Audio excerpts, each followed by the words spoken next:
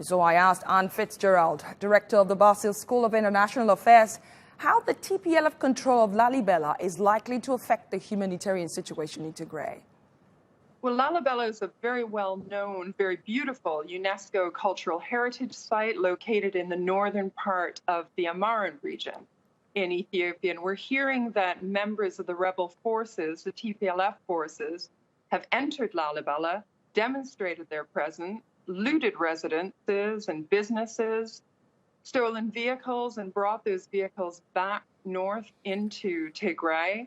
And this has created more internally displaced persons in the conflict. It has encouraged many Lalibela residences to flee the area. A classic insurgency tactic is to create a sense of insecurity amongst the people in effort to delegitimize the government, the federal government of Prime Minister Abiy Ahmed. And of course, Lalibela is the location of some very historic and wondrous rock-hewn churches, which form part of the cultural heritage site.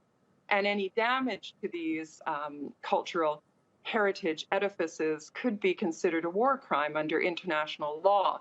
So whether or not we're about to see a second phase of this presence in Lalibela remains to be seen. Well, is it aid or lack of it being used as a weapon of war by the Ethiopian federal government? Well, there are many questions being asked about aid and access to aid at the moment, but I think we have to remember a number of things. First of all, that the conflict zone, because of the Tplf movement into these different regions, is effectively being expanded. So this expanded conflict that's been promulgated by the Tplf is blocking aid corridors, is causing damage to road infrastructure, and is effectively creating bottlenecks and delays.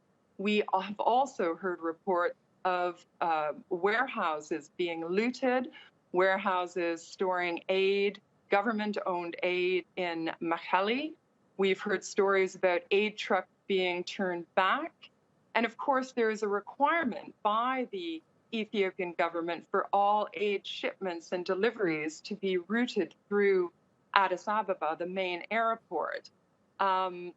This is understandable from a customs and excise shipment delivery perspective, but also I think we have to remember what happened back in the mid-1980s. We're seeing the same tactics used by the Tplf that we saw then in terms of the redirection of aid, the misuse of aid, efforts to create a man-made famine, stage cross-border incursions, and memories are very fresh, and therefore the level of trust is very low amongst the Ethiopian authorities and the Ethiopian people. Well, this week, the Ethiopian government suspended some international aid organizations, accusing them of